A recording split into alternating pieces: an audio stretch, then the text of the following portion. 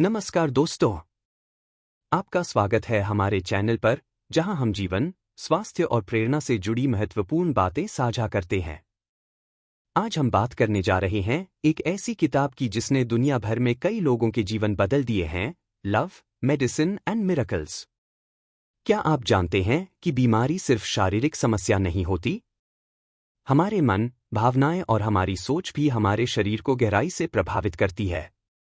इस वीडियो में हम जानेंगे कि रोग केवल दवाओं से ठीक नहीं होते, बल्कि हमारी सोच, प्रेम, आत्मविश्वास और जीवन की इच्छा कितनी महत्वपूर्ण भूमिका निभाते हैं। और कैसे प्रेम, आशा और आत्मविश्वास से बड़ी बीमारी को भी हराया जा सकता है। इस वीडियो में क्या क्या मिलेगा? मन और शरीर के बीच का संबंध, बीमारी के मानसिक कारण, आत्मचिकित्सा की शक्ति, प्रेम और जीवन जीने की इच्छा का महत्व, असाधारण रोगी कैसे बने। अगर आप जीवन में बदलाव लाना चाहते हैं और स्वास्थ्य को प्राकृतिक तरीके से सुधारना चाहते हैं, तो यह वीडियो आपके लिए है। वीडियो पसंद आए तो लाइक, शेयर और सब्सक्राइब जरूर करें ताकि ऐसे और वीडियो आपको मिलते रहें। परिचय, इंट्रोडक्शन। जानिए कैसे मन शरीर को ठीक करता है। किताब लव, मेडिसिन, मिरेकल्स। लेखक डॉक्टर बर्नी एस सीगल। विषय आत्मचिकित्सा, प्रेम की शक्ति और चमत्कारी रूप से बीमारी से उबरने की प्रेरक कहानियां। पुस्तक लव, मेडिसिन, मिरेकल्स का परिचय पाठक को एक ऐसी दुनिया में ले जाता है जहां चिकित्सा केवल दवाइयों और मशीनों तक सीमित नहीं रहती, बल्कि इंसान के मन, उसकी भावनाओं और उसके जीवन के अनुभवों को भी उतनी ही अहमियत दी जाती है। लेखक डॉक्टर बर्नी सीगल एक प्रसिद्ध सर्जन और कैंसर विशेषज्ञ रहे हैं, जिन्होंने अपने चिकित्सा जीवन में यह महसूस किया कि कई ऐसे मरीज हैं जो असंभव परिस्थितियों से भी बाहर निकलकर स्वस्थ हो जाते हैं। उन्होंने यह जानने की कोशिश की कि वे मरीज कौन सी बातें अलग करते हैं और उनमें ऐसी कौन सी शक्तियां होती हैं जो दूसरों से भिन्न होती है। बीमारी और मानसिक स्थिति का गहरा संबंध। परिचय में लेखक यह समझाते हैं कि शरीर में पैदा होने वाली कई बीमारियां केवल जैविक या आनुवंशिक कारणों से नहीं होती। मानसिक तनाव, दबा हुआ गुस्सा, भय, अकेलापन और असुरक्षा की भावनाएं शरीर की रोग प्रतिरोधक क्षमता को कमजोर कर सकती है। ऐसे में बीमारी पनपती है।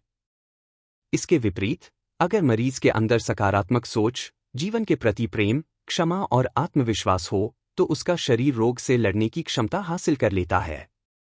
डॉक्टर की भूमिका, एक हीलर, चिकित्सक बनना। पारंपरिक चिकित्सा प्रणाली में डॉक्टर आमतौर पर रोग की पहचान करता है और फिर इलाज की प्रक्रिया शुरू करता है, जैसे कि दवा देना, ऑपरेशन करना या अन्य चिकित्सकीय उपाय करना। लेकिन डॉक्टर बर्नी सीगल मानते हैं कि एक डॉक्टर को सिर्फ रोग नहीं देखना चाहिए, उसे रोगी को संपूर्ण रूप में देखना चाहिए। उसका जीवन कैसा है, उसके रिश्ते कैसे हैं, वह क्या सोचता है, क्या महसूस करता है, उसे किन बातों से डर लगता है, वह अपने बारे में क्या मानता है, उसका जीवन में उद्देश्य क्या है। जब एक डॉक्टर इन सभी बातों को समझता है और मरीज की कहानी को ध्यान से सुनता है, तब वह मरीज की आत्मा तक पहुंच पाता है और वहीं से असली उपचार शुरू होता है। चमत्कारी उपचार या मिरेकल्स। लेखक यह स्वीकार करते हैं कि चिकित्सा विज्ञान कई बार असमर्थ हो जाता है, लेकिन ऐसे समय में भी कुछ मरीज पूरी तरह ठीक हो जाते हैं। इन चमत्कारों के पीछे लेखक केवल दैवी शक्ति नहीं, बल्कि मरीज की भीतर से आने वाली जीवटता, प्रेम की भावना और अपने जीवन को सार्थक बनाने की इच्छा को प्रमुख कारण मानते हैं। वे कहते हैं कि मिरेकल्स दरअसल हमारे अंदर ही छिपे होते हैं और सही परिस्थितियों में वे प्रकट होते हैं। प्रेम और चिकित्सा का संबंध। डॉक्टर सीगल ने अपने शोध और अनुभव से यह पाया कि जिन मरीजों को अपने परिवार, दोस्तों या डॉक्टरों से सच्चा प्रेम और समर्थन मिला, उनके ठीक होने की संभावना कई गुना बढ़ गई। प्रेम केवल एक भावना नहीं, बल्कि एक प्रकार की ऊर्जा है जो शरीर में नई जीवन शक्ति भर देती है। इसके विपरीत, जो लोग अकेलेपन, उपेक्षा या नफरत में जीते हैं, उनके शरीर की रोग प्रतिरोधक प्रणाली कमजोर हो जाती है। भावनात्मक ईमानदारी और आत्मस्वीकृति। परिचय में लेखक इस बात पर जोर देते हैं कि मरीज को स्वयं के प्रति ईमानदार होना चाहिए। अगर वह अपने गहरे भावनात्मक जख्मों, दुखों और डर को दबाए रखता है, तो वे अंदर ही अंदर उसे बीमार बनाते हैं। जब वह स्वयं को पूरी तरह स्वीकार करता है, रोता है, डरता है, हंसता है, यानी अपने सभी भावों को व्यक्त करता है, तब वह धीरे धीरे ठीक होने की दिशा में बढ़ता है। समग्र चिकित्सा दृष्टिकोण, होलिस्टिक हीलिंग। इस पुस्तक की मूल भावना यही है कि चिकित्सा को केवल शरीर के इलाज तक सीमित नहीं किया जा सकता। असली चिकित्सा तब होती है जब मरीज का मन, शरीर और आत्मा तीनों का संतुलन साधा जाता है। डॉक्टर, मरीज और उसके परिजनों के बीच एक गहरा जुड़ाव और विश्वास होना चाहिए, तभी उपचार पूर्ण और सफल हो पाता है। इस परिचय से यह स्पष्ट होता है कि लव मेडिसिन मिरेकल्स केवल एक चिकित्सा पुस्तक नहीं है, यह जीवन को देखने का एक नया दृष्टिकोण है। यह हमें सिखाती है कि रोग केवल एक जैविक घटना नहीं है, बल्कि यह हमारे भीतर की अनेक परतों का परिणाम है, और अगर हम उन परतों को समझ लें, स्वीकार कर लें और प्रेम से भर दें, तो चमत्कार संभव है। अगर आप चाहें तो अगले अध्याय द प्रिविलेज्ड लिसनर का भी इसी शैली में विस्तृत हिंदी वर्णन तैयार किया जा सकता है। भाग 1, शरीर के मनोविज्ञान को समझना, माइंडिंग द बॉडी। इस भाग में डॉक्टर बर्नी सीगल यह बताते हैं कि किस प्रकार हमारे विचार, भावनाएं और मानसिक स्थिति हमारे शारीरिक स्वास्थ्य को प्रभावित करते हैं। वह यह स्पष्ट करते हैं कि केवल शरीर का इलाज पर्याप्त नहीं है, बल्कि रोगी के मन को समझना और उसे सही दिशा में प्रशिक्षित करना भी अत्यंत आवश्यक है। यह भाग 4 अध्यायों में विभाजित है। अध्याय 1, एक सौभाग्यशाली श्रोता, the privileged listener. Doctor Bernie Siegel इस अध्याय में एक गहरी और मानवीय बात करते हैं कि एक डॉक्टर का सबसे शक्तिशाली औजार न तो उसकी स्टेथोस्कोप है और न ही दवाइयाँ, बल्कि उसकी सुनने की क्षमता है। जब कोई मरीज गंभीर बीमारी से जूझ रहा होता है, तो वह सिर्फ शारीरिक कष्ट नहीं सहता, बल्कि मानसिक, भावनात्मक और आत्मिक स्तर पर भी संघर्ष करता है। ऐसे समय में अगर कोई डॉक्टर या देखभाल करता उसे पूरे मन से सुनता है, तो यह खुद में एक उपचार बन जाता है। एक डॉक्टर एक श्रोता बने, केवल विशेषज्ञ नहीं। आज की मेडिकल व्यवस्था में डॉक्टरों पर बहुत दबाव होता है, समय की कमी, केस लोड, रिपोर्ट्स और प्रक्रियाओं का पालन। ऐसे में मरीज की बात को सुनना कभी कभी गौण हो जाता है। लेकिन लेखक के अनुसार डॉक्टर को चाहिए कि वह मरीज की पूरी जीवनी को समझे, सिर्फ रोग का इतिहास नहीं, बल्कि उसका जीवन संघर्ष, रिश्तों का तनाव, आशाएं और डर। श्रोता बनना एक सौभाग्य है, क्योंकि यह डॉक्टर को किसी के जीवन की अंतरात्मा में झांकने का अवसर देता है। 2, सुनने की कला, द आर्ट ऑफ लिसनिंग। जब कोई मरीज खुलकर बोलता है, अपने दर्द, डर, निराशा और सपनों के बारे में, और सामने वाला पूरी सहानुभूति और ध्यान से सुनता है, तो मरीज खुद को महत्वपूर्ण और मूल्यवान महसूस करता है। यह अनुभव कि कोई मेरी बात सुन रहा है, मरीज के भीतर विश्वास पैदा करता है, जो उसकी हीलिंग पावर को सक्रिय करता है। उदाहरण: एक कैंसर से पीड़ित महिला ने बताया कि जब डॉक्टर ने बिना कोई बात काटे पूरे 20 मिनट उसकी कहानी सुनी, तो उसे ऐसा लगा जैसे उसका आधा दर्द वहीं खत्म हो गया। 3, मौन की शक्ति, the power of silence. Doctor Bernie मानते हैं कि हर डॉक्टर को मौन का अभ्यास करना चाहिए। कभी कभी मरीज शब्दों में नहीं, बल्कि मौन में अपनी सबसे गहरी भावनाएं व्यक्त करता है। यदि डॉक्टर केवल डेटा इकट्ठा करने की बजाय मौन रहकर गहराई से मौजूद रहे, तो उसे रोग के पीछे छुपे मनोवैज्ञानिक कारण भी समझ में आने लगते हैं। 4, हर बीमारी एक कहानी है, every disease tales a story. किसी भी रोग के पीछे अक्सर जीवन की कोई अधूरी बात, दबा हुआ तनाव, टूटा हुआ रिश्ता या आत्मस्वीकृति की कमी होती है। जब मरीज को अपनी यह कहानी कहने का अवसर मिलता है, तो उसके भीतर छिपे जख्म खुलते हैं और उपचार की प्रक्रिया स्वाभाविक रूप से शुरू होती है। उदाहरण: एक आदमी जिसे पेट में दर्द की शिकायत थी, दरअसल अपने बेटे से नाराज था और उस नाराजगी को सालों से भीतर दबाए हुए था। जब उसने ये बात खुलकर एक सहानुभूति रखने वाले डॉक्टर को बताई, तो उसका दर्द कम होने लगा। 5, सहानुभूति, एम्पैथी बनाम सहानुभूति दिखाना, सिंपैथी। लेखक कहते हैं कि मरीज को दया नहीं चाहिए, उसे चाहिए सहानुभूति, यानी आप उसे समझने की ईमानदार कोशिश करें। सहानुभूति तब आती है जब डॉक्टर खुद को मरीज की जगह रखकर सोचता है, अगर मैं इसकी जगह होता तो मुझे कैसा लगता। इस अध्याय का सार: एक डॉक्टर या देखभालकर्ता केवल तकनीकी उपचार देने वाला व्यक्ति नहीं है। वह अगर ध्यान से सुनने वाला बन जाए, तो वह मरीज के मन, शरीर और आत्मा को छू सकता है। सुनना कोई छोटा काम नहीं, यह एक आध्यात्मिक अभ्यास है। एक मरीज की कहानी सुनना, उसके साथ मौन साझा करना और उसमें मानवीयता की भावना पैदा करना, यही वह चमत्कारी दवा है जिसकी अक्सर जरूरत होती है। अध्याय 2, चिकित्सा की साझेदारी, the healing partnership. Doctor Bernie Siegel इस अध्याय में चिकित्सा को एक तरफा प्रक्रिया नहीं बल्कि दोनों पक्षों की साझेदारी के रूप में प्रस्तुत करते हैं। वह मानते हैं कि यदि मरीज केवल डॉक्टर के आदेशों का पालन करने वाला निष्क्रिय पात्र बना रहता है तो उपचार आधा अधूरा रह जाता है। लेकिन यदि मरीज सक्रिय रूप से शामिल होता है, सवाल पूछता है, विकल्प समझता है, अपनी आंतरिक शक्ति को जागृत करता है, तो उपचार कहीं अधिक प्रभावी और गहरा हो जाता है। सक्रिय भागीदारी, मरीज को अपने इलाज में भागीदार बनना चाहिए, निर्णय लेने में, विकल्प समझने में और अपनी जिम्मेदारी निभाने में। भरोसे का रिश्ता, जब मरीज डॉक्टर पर और डॉक्टर मरीज पर भरोसा करता है, तब उपचार की प्रक्रिया में रचनात्मकता और करुणा प्रवेश करती है। मरीज की शक्ति, डॉक्टर को यह समझाना चाहिए कि बीमारी के उपचार में मरीज की इच्छा शक्ति और सकारात्मक दृष्टिकोण सबसे बड़ा औजार है। एक सक्रिय भागीदारी की आवश्यकता। पारंपरिक चिकित्सा मॉडल में डॉक्टर सब कुछ जानने वाला होता है और मरीज शांत श्रोता होता है। लेकिन डॉक्टर सीगल कहते हैं कि यह दृष्टिकोण बदलना चाहिए। मरीज को चाहिए कि वह अपने शरीर और मन के संकेतों को समझे, इलाज के विकल्पों को जाने और सवाल पूछे, निर्णय प्रक्रिया में भाग ले, अपने उपचार की जिम्मेदारी स्वीकार करे। यह सक्रिय भागीदारी स्वतंत्रता की भावना देती है, जिससे हीलिंग प्रक्रिया तेज होती है।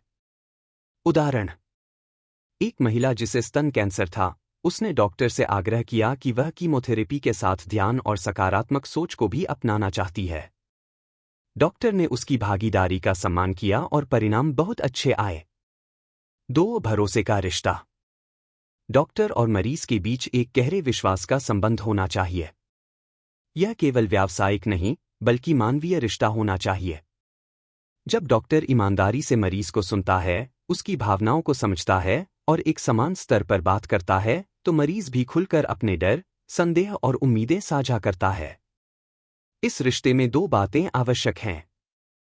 डॉक्टर को धैर्य और सम्मान से पेश आना चाहिए। मरीज को डॉक्टर की ईमानदारी और करुणा पर विश्वास करना चाहिए। भरोसे का यह रिश्ता उपचार को तकनीकी प्रक्रिया से जीवन परिवर्तन की ओर ले जाता है। 3. मरीज की आंतरिक शक्ति। लेखक स्पष्ट करते हैं कि किसी भी बीमारी से लड़ाई का सबसे महत्वपूर्ण हथियार है मरीज की अपनी इच्छा शक्ति, आत्मबल और सकारात्मक मानसिकता। डॉक्टर की भूमिका उस कोच की तरह होनी चाहिए जो मरीज को उसके भीतर की शक्ति याद दिलाता है। महत्वपूर्ण संदेश। डॉक्टर को यह कहना चाहिए, तुम्हारे भीतर ही सबसे बड़ी औषधि है, मैं केवल तुम्हारे साथ हूं। सकारात्मक सोच, ध्यान, प्रार्थना, कला, हास्य और रिश्तों में प्रेम, ये सब शरीर की रोग प्रतिरोधक क्षमता को बढ़ाते हैं। 4. निर्णय लेने की स्वतंत्रता और जागरूकता।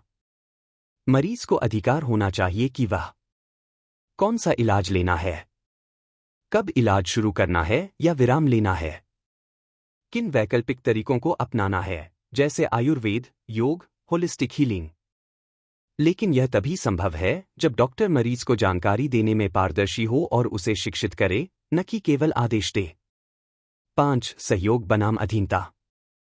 पारंपरिक मॉडल, डॉक्टर आदेश देता है, मरीज पालन करता है। हीलिंग पार्टनरशिप मॉडल, डॉक्टर और मरीज साथ बैठकर योजना बनाते हैं, दोनों एक टीम की तरह काम करते हैं। इस सहयोग में सम्मान, सहअस्तित्व और करुणा की भावना होती है। इस अध्याय का सार। चिकित्सा केवल शारीरिक उपचार नहीं बल्कि 2 आत्माओं के बीच एक पवित्र संवाद है। जब डॉक्टर और मरीज एक टीम बनकर समान भागीदार की तरह कार्य करते हैं, तब चिकित्सा एक गहरे स्तर पर असर करती है। मरीज को यह एहसास होना चाहिए कि वह केवल बीमार व्यक्ति नहीं है बल्कि उपचार की प्रक्रिया का सक्रिय रचनाकार है। अध्याय 3, रोग और मन का संबंध, डिजीज एंड द माइंड। इस अध्याय में डॉक्टर बर्नी सीगल यह गहराई से समझाते हैं कि शारीरिक रोग केवल जैविक प्रक्रियाओं का परिणाम नहीं होते, बल्कि उनमें व्यक्ति की मानसिक, भावनात्मक और आध्यात्मिक स्थिति की भी गहरी भूमिका होती है। लेखक कहते हैं कि यदि कोई व्यक्ति अपने अंदर लंबे समय तक दबे हुए भावनात्मक संघर्षों को सुलझाए बिना जीता है, तो उसका शरीर एक दिन उसका बोझ उठाने से इनकार कर देता है और तब रोग उत्पन्न होते हैं। भावनात्मक दमन: अगर कोई व्यक्ति लगातार अपने भावों को दबाता है, जैसे क्रोध, दुख या भय, तो वे शरीर में विभिन्न रोगों के रूप में प्रकट हो सकते हैं। मानसिक स्थिति और रोग: चिंताग्रस्त व्यक्ति की रोग प्रतिरोधक क्षमता कम हो जाती है, जिससे वह अधिक आसानी से बीमार होता है। चिकित्सा का मानसिक पहलू: केवल दवाइयाँ काफी नहीं है, बल्कि मरीज की सोच, जीवन के प्रति दृष्टिकोण और आत्मसंवाद भी महत्वपूर्ण है। एक भावनात्मक दमन और उसका शारीरिक असर: हम में से कई लोग अपने गुस्से, डर, दुख, अपराधबोध या अकेलेपन को व्यक्त नहीं करते। हम उन्हें अंदर दबा लेते हैं, समाज, परिवार या खुद की अपेक्षाओं के कारण। जब ये भावनाएं लगातार अनदेखी या अव्यक्त रहती हैं, तब शरीर उन दबावों को अवशोषित करता है। इसका परिणाम होता है तनावजनित बीमारियां, पाचन संबंधी समस्याएं, त्वचा रोग, हृदय रोग और यहां तक कि कैंसर तक। उदाहरण: एक व्यक्ति जो अपने जीवन में लगातार खुद को दोषी महसूस करता है और कभी खुलकर रो नहीं पाता, उसके शरीर में वह अपराधबोध धीरे धीरे अंदर ही अंदर कोशिकाओं के स्तर पर असर डालता है। 2. तनाव और रोग प्रतिरोधक क्षमता: जब हम मानसिक तनाव में होते हैं, तब शरीर का इम्यून सिस्टम कमजोर हो जाता है। तनाव हार्मोन, जैसे कोर्टिसोल, की मात्रा बढ़ने से शरीर की प्रतिरक्षा प्रणाली दब जाती है और रोगों से लड़ने की क्षमता घट जाती है। इसलिए मानसिक शांति, संतुलन और भावनात्मक स्थिरता सीधे हमारे शरीर को स्वस्थ बनाए रखते हैं। अध्ययन के आधार पर लेखक कई अध्ययनों का जिक्र करते हैं जहां यह पाया गया कि तनावग्रस्त लोग जल्दी बीमार होते हैं, उनकी रिकवरी धीमी होती है और उपचार में सहयोग कम करते हैं। 3. बचपन की घटनाएं और बीमारी का संबंध: लेखक बताते हैं कि कई मरीजों की बीमारी का संबंध उनके बचपन के आघातों, अनदेखे भावनात्मक घावों या असुरक्षित पारिवारिक संबंधों से होता है। जो लोग बचपन में अपमान, हिंसा या उपेक्षा का शिकार हुए होते हैं, उनमें आत्मसम्मान की कमी होती है और वे बार बार बीमार पड़ते हैं। उपचार का संकेत: यदि डॉक्टर केवल लक्षणों का इलाज करता है लेकिन रोग की गहरी मानसिक जड़ को नहीं पहचानता, तो रोग दोबारा लौट सकता है। 4. सोच और उपचार का संबंध: लेखक यह स्पष्ट करते हैं कि मरीज की सोच की गुणवत्ता उसके उपचार की दिशा तय कर सकती है। नकारात्मक सोच, निराशा और हार मान लेने की भावना शरीर को उपचार के लिए तैयार नहीं होने देती। इसके विपरीत सकारात्मक सोच, आशा, विश्वास और आत्ममूल्य व्यक्ति को रोग से लड़ने की शक्ति देती है।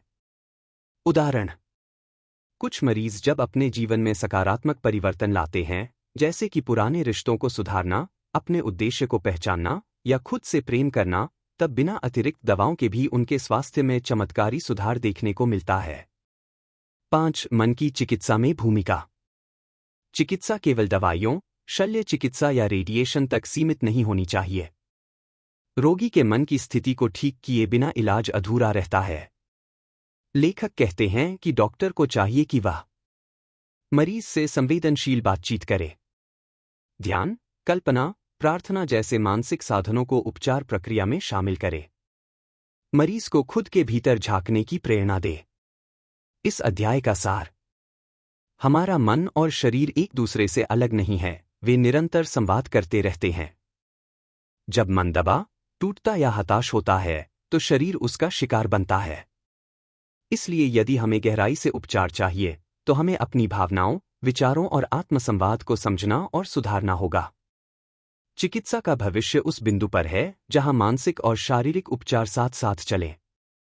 अध्याय 4: जीवन जीने की इच्छा, दी विल टू लाइफ। इस अध्याय में डॉक्टर बर्नी सीगल एक अत्यंत शक्तिशाली और प्रेरणादायक विचार प्रस्तुत करते हैं कि जीवित रहने की तीव्र इच्छा स्वयं में एक उपचारात्मक शक्ति होती है।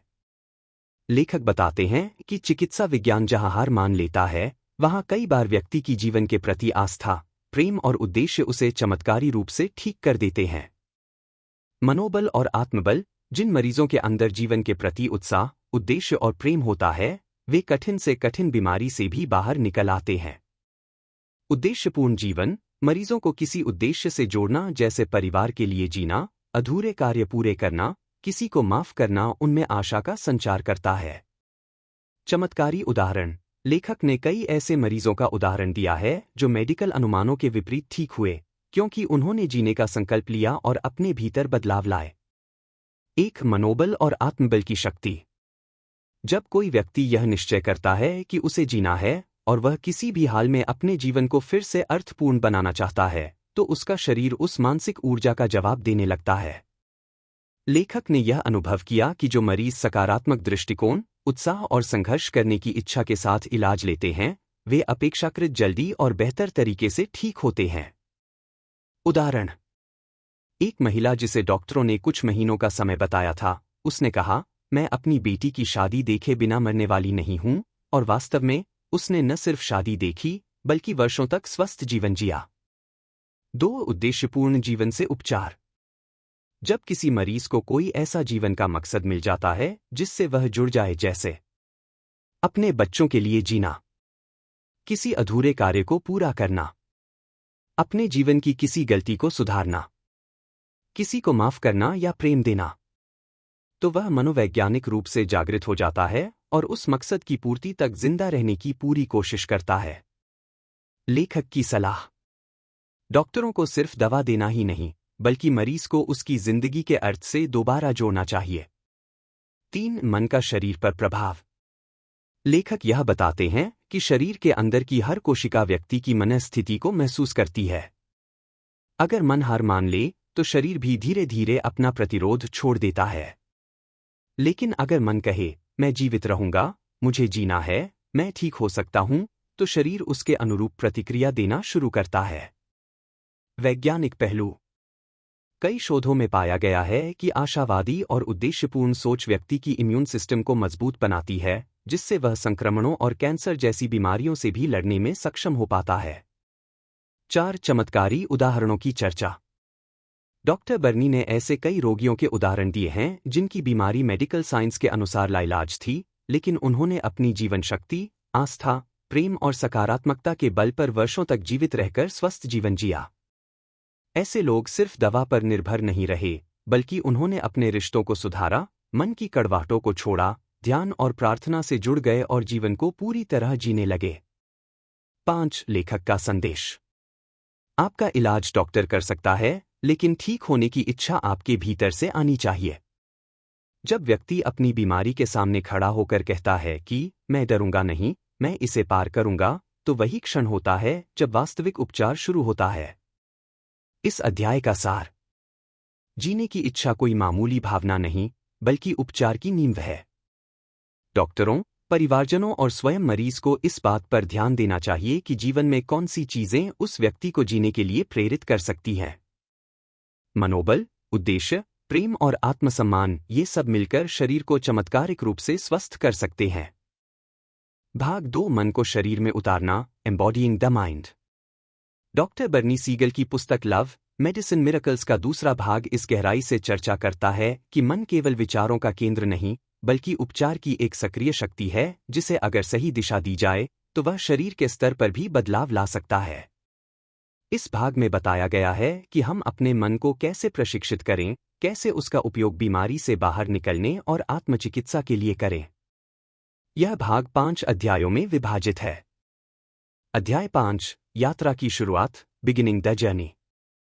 इस अध्याय में डॉक्टर बर्नी सीगल बताते हैं कि आत्मोपचार की यात्रा तभी शुरू होती है जब मरीज अपनी बीमारी को सिर्फ एक समस्या या सजा नहीं मानता, बल्कि उसे अपनी जिंदगी में बदलाव का एक अवसर समझता है।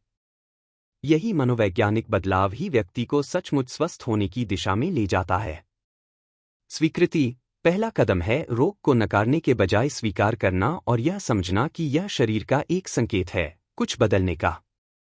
जिम्मेदारी लेना। मरीज जब यह स्वीकार करता है कि वह अपने जीवन के हर पहलू को देखने और समझने को तैयार है, तब उपचार की गहराई शुरू होती है। भीतर की खोज। व्यक्ति खुद से पूछना शुरू करता है, मैं कौन हूं, मैं कैसे जी रहा हूं, क्या मैं खुद से प्यार करता हूं? एक स्वीकृति, सबसे पहला कदम। जब कोई व्यक्ति अपने रोग को स्वीकार करता है, तो वह नकारात्मकता और अनिश्चितता से बाहर निकलता है। रोग को नकारना या उससे भागना मनोवैज्ञानिक संघर्ष बढ़ाता है, जो शरीर पर भी बुरा असर डालता है। स्वीकृति का मतलब है यह समझना कि यह बीमारी सिर्फ एक संकेत है जो हमें बताती है कि हमारे जीवन में कुछ बदलाव जरूरी हैं, चाहे वह शरीर की देखभाल हो, मानसिक तनाव कम करना हो या जीवन शैली बदलना हो। उदाहरण, अगर किसी को डायबिटीज है तो पहले कदम के रूप में उसे इसे स्वीकार करना होगा कि उसे अपने खानपान, व्यायाम और दिनचर्या पर ध्यान देना है। 2. जिम्मेदारी लेना, उपचार की गहराई। स्वीकृति के बाद सबसे महत्वपूर्ण कदम होता है जिम्मेदारी स्वीकारना, अर्थात यह मानना कि इलाज सिर्फ डॉक्टरों या दवाओं पर निर्भर नहीं है, बल्कि स्वयं मरीज को अपने स्वास्थ्य के लिए जिम्मेदार बनना होगा।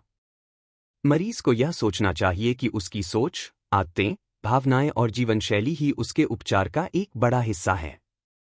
जब व्यक्ति अपने अंदर झांकता है और जीवन के हर पहलू का विश्लेषण करता है, तभी असली सुधार शुरू होता है। उदाहरण, यदि कोई व्यक्ति धूम्रपान करता है और उसे फेफड़ों की समस्या है, तो उसे यह जिम्मेदारी लेनी होगी कि वह धूम्रपान छोड़े और जीवन शैली में बदलाव करे। 3. भीतर की खोज, आत्मनिरीक्षण। यह अध्याय प्रेरित करता है कि व्यक्ति अपनी यात्रा की शुरुआत खुद से सवाल पूछने से करे। मैं कौन हूं? मैं कैसे जी रहा हूं? क्या मेरी जीवन शैली, संबंध और सोच मुझे खुशी और संतुष्टि देती हैं? क्या मैं खुद से प्यार करता हूं या अपने आप को दोष देता हूं? इस आत्मनिरीक्षण से व्यक्ति अपने मन और भावनाओं को समझ पाता है, जो आगे चलकर उसके उपचार में मददगार होता है। लाभ। आत्मनिरीक्षण से व्यक्ति अपने अंदर छुपे तनाव, गुस्से या नकारात्मक भावों को पहचानकर उन्हें दूर कर सकता है। 4. रोग को अवसर के रूप में देखना। रोग को सिर्फ दर्द और परेशानी नहीं, बल्कि जीवन को पुनः संगठित करने का अवसर मानना इस अध्याय की एक महत्वपूर्ण सीख है। बीमारी व्यक्ति को रोकती नहीं, बल्कि उसे अपने जीवन की दिशा बदलने, प्राथमिकताएं तय करने और आंतरिक शक्ति खोजने के लिए प्रेरित करती है। उदाहरण, कई लोग बीमारी के बाद अपने रिश्तों को सुधारते हैं, तनाव कम करते हैं, योग और ध्यान अपनाते हैं और जीवन को नए नजरिए से जीने लगते हैं। इस अध्याय का सार। आत्मोपचार की शुरुआत स्वीकार करने, जिम्मेदारी लेने और आत्मनिरीक्षण से होती है। जब मरीज इस मानसिक बदलाव से गुजरता है, तो वह बीमारी के स्तर से ऊपर उठकर अपने जीवन को एक नई दिशा दे पाता है। यह अध्याय बताता है कि शारीरिक उपचार के साथ साथ मानसिक और भावनात्मक बदलाव भी जरूरी हैं। अध्याय 6, चिकित्सा के लिए मन को केंद्रित करना, focusing the mind for healing. इस अध्याय में डॉक्टर बर्नी सीगल मानसिक एकाग्रता और मन के नियंत्रित उपयोग की शक्ति पर जोर देते हैं। वे बताते हैं कि मानसिक फोकस, यानी मन को एक दिशा में लगाना, शरीर की हीलिंग प्रक्रिया को बहुत तेजी से बढ़ा सकता है। इसके लिए ध्यान, प्रार्थना, विश्रांति और कल्पना शक्ति जैसी तकनीकों का उपयोग किया जा सकता है। ध्यान और विश्रांति, ये विधियां तनाव कम करती हैं और शरीर को प्राकृतिक रूप से पुनर्स्थापित करती हैं। नकारात्मक सोच का प्रबंधन। जब मरीज अपनी सोच पर ध्यान देना शुरू करता है, तो वह डर, गुस्से और नकारात्मकता को सकारात्मक ऊर्जा में बदल सकता है। मन का पुनः प्रोग्रामिंग, अपने सोचने के तरीके को बदलना, जैसे मैं बीमार हूं से मैं ठीक हो रहा हूं, उपचार को गति देता है।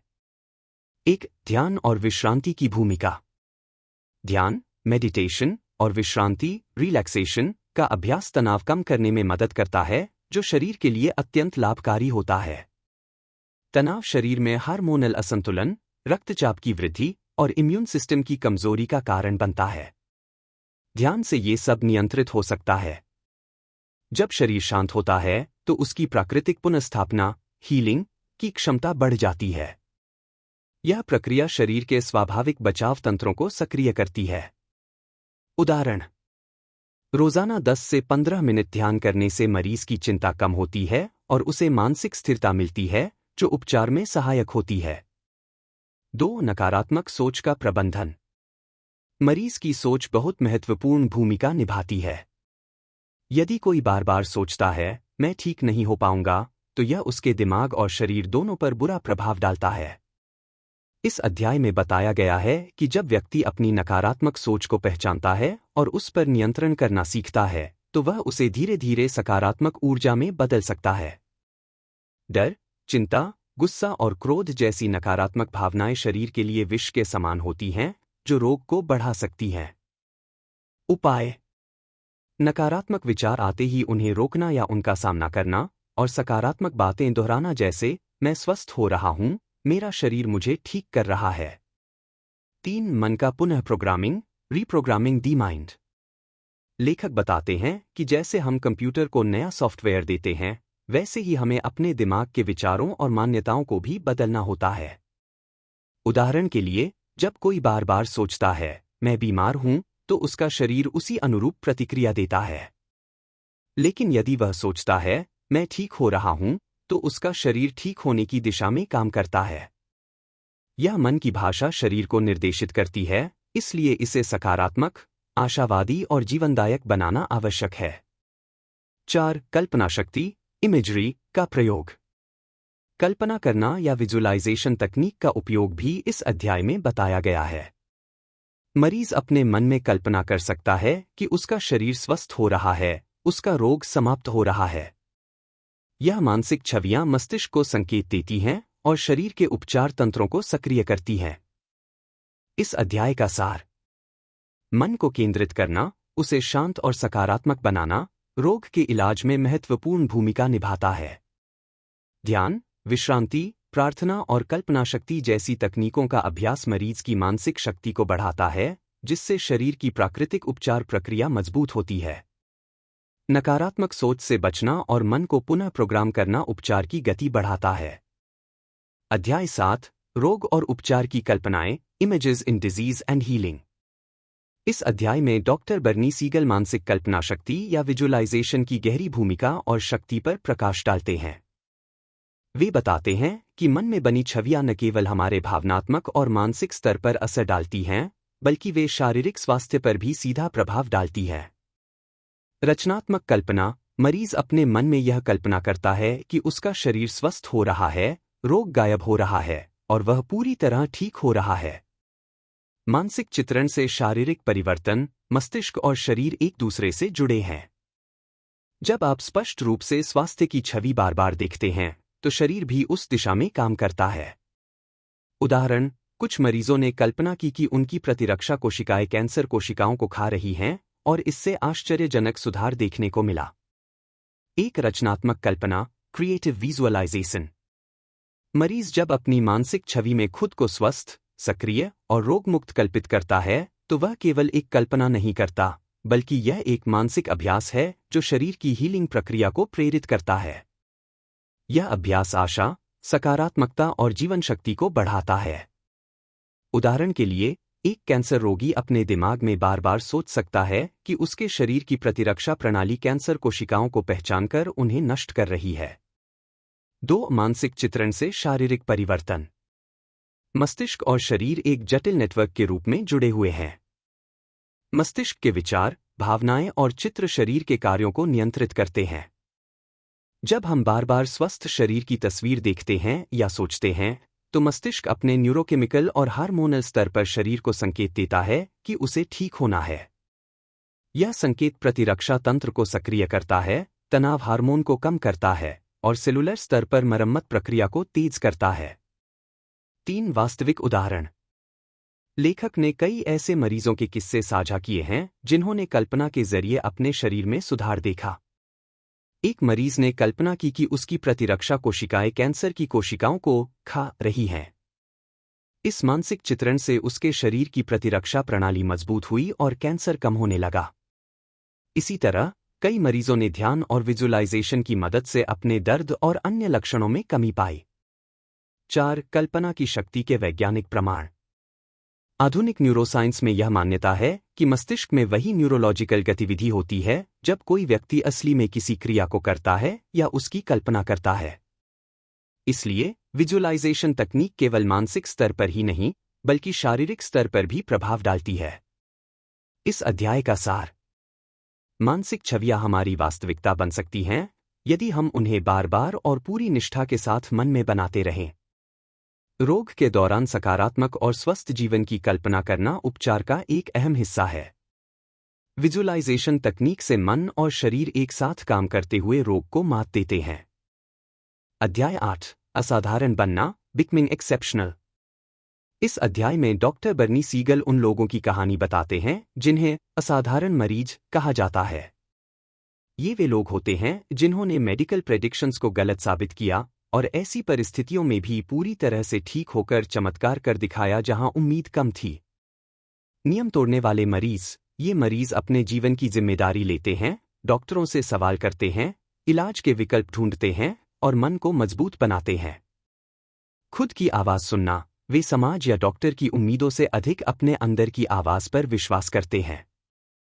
सक्रिय जीवन शैली। वे अपनी दिनचर्या में योग, ध्यान, पोषण, रचनात्मकता, संगीत, प्रकृति सभी को शामिल करते हैं।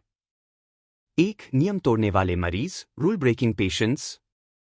असाधारण मरीज वे होते हैं जो बीमारी और उसकी सीमाओं को केवल एक बाधा नहीं मानते बल्कि उसे चुनौती देते हैं।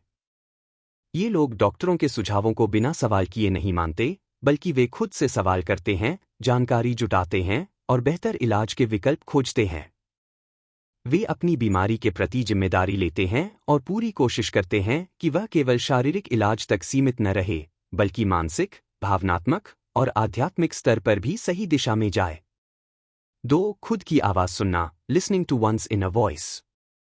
असाधारण मरीज दूसरों की बातों या सामाजिक दबावों से प्रभावित होने की बजाय अपने भीतर की आवाज पर भरोसा करते हैं।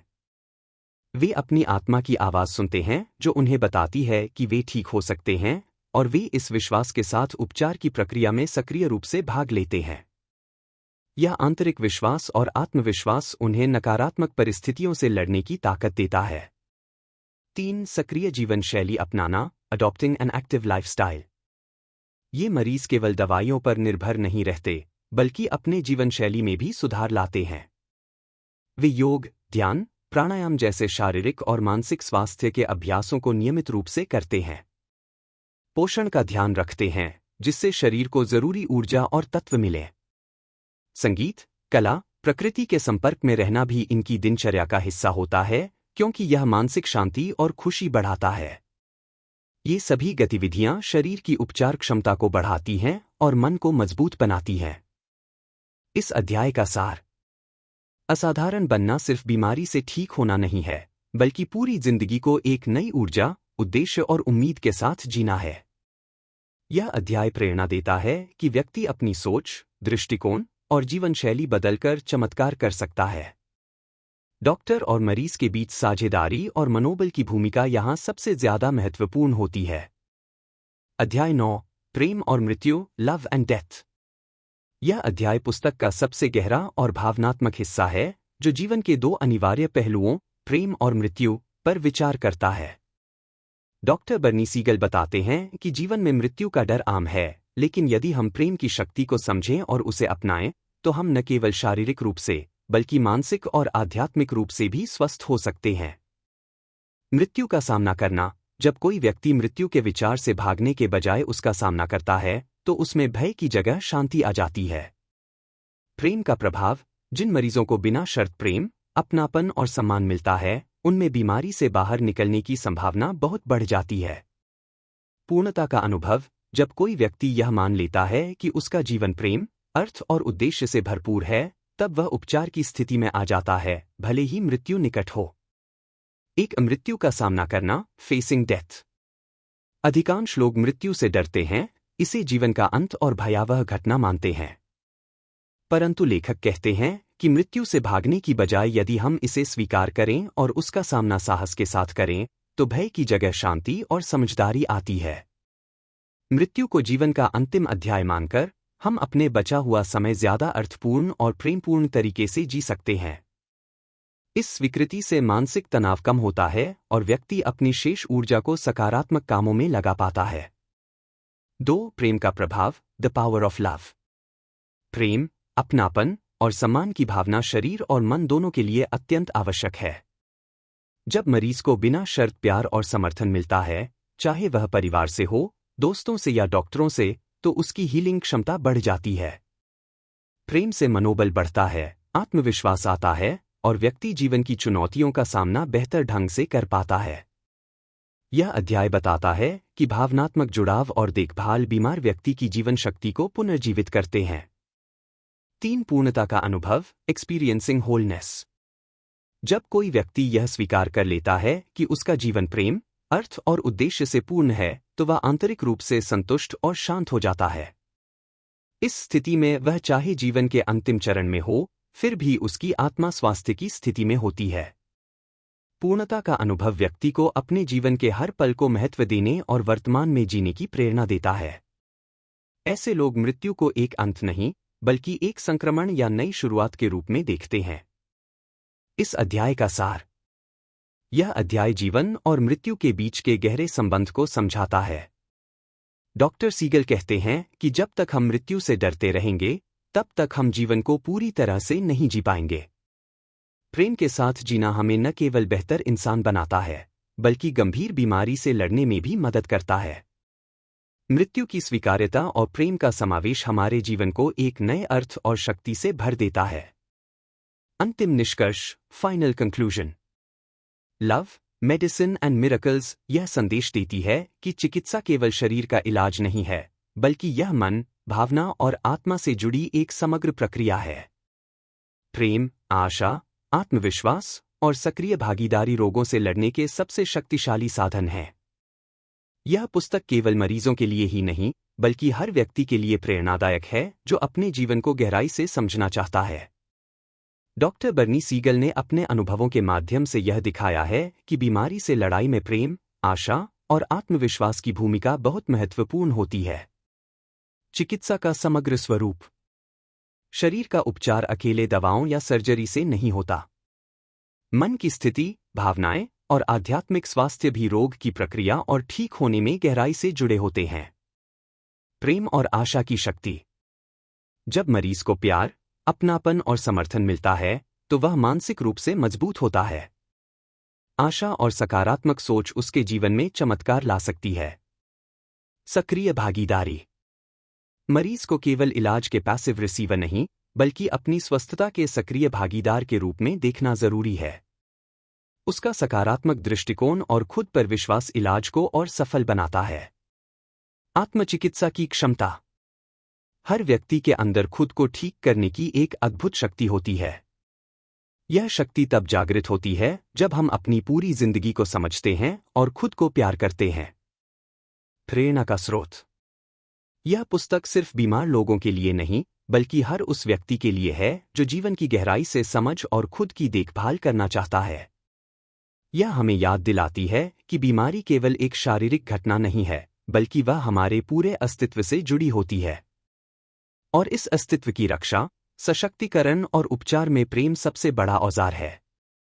अगर आपको यह वीडियो पसंद आया हो तो कृपया नीचे लाइक बटन दबाएं और अपने दोस्तों के साथ शेयर करें ताकि वे भी इस ज्ञान से लाभान्वित हो सकें।